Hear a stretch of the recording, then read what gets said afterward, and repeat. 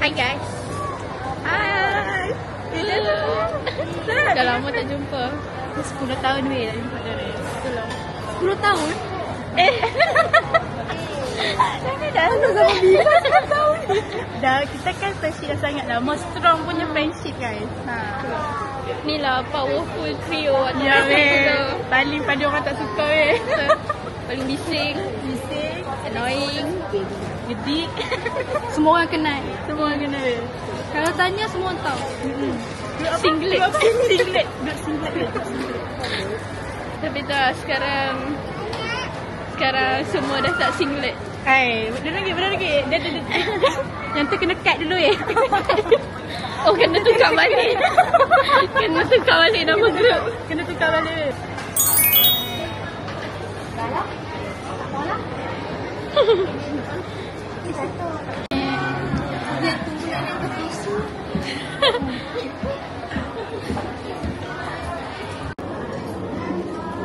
Kita makan sukia. Kembali dalam rancangan makan sukia.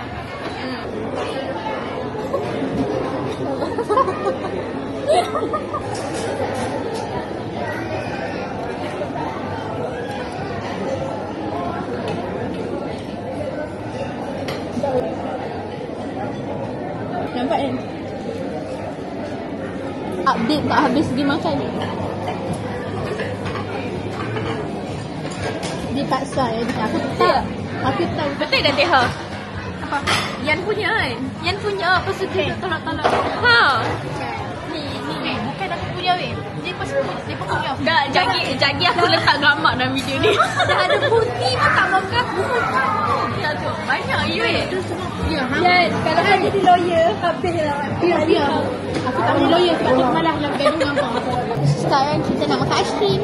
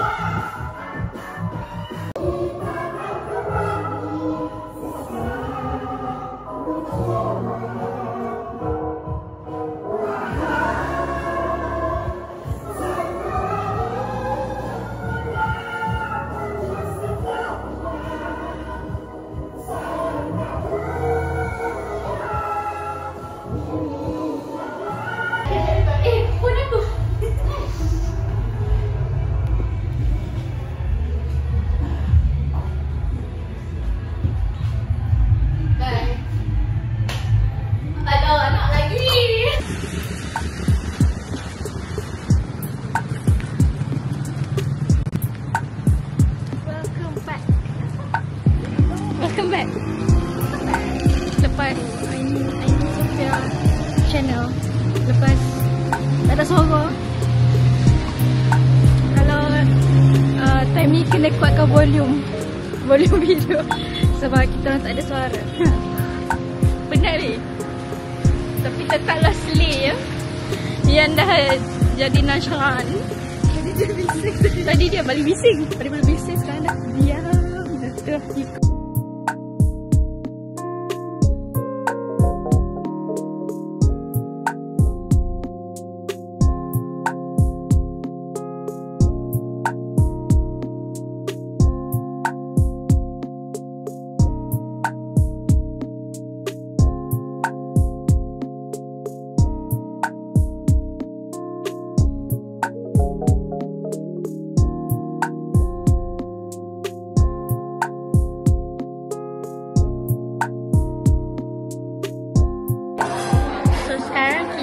ambil gambar dekat tengah ambil gambar solo. So jadi my turn pula.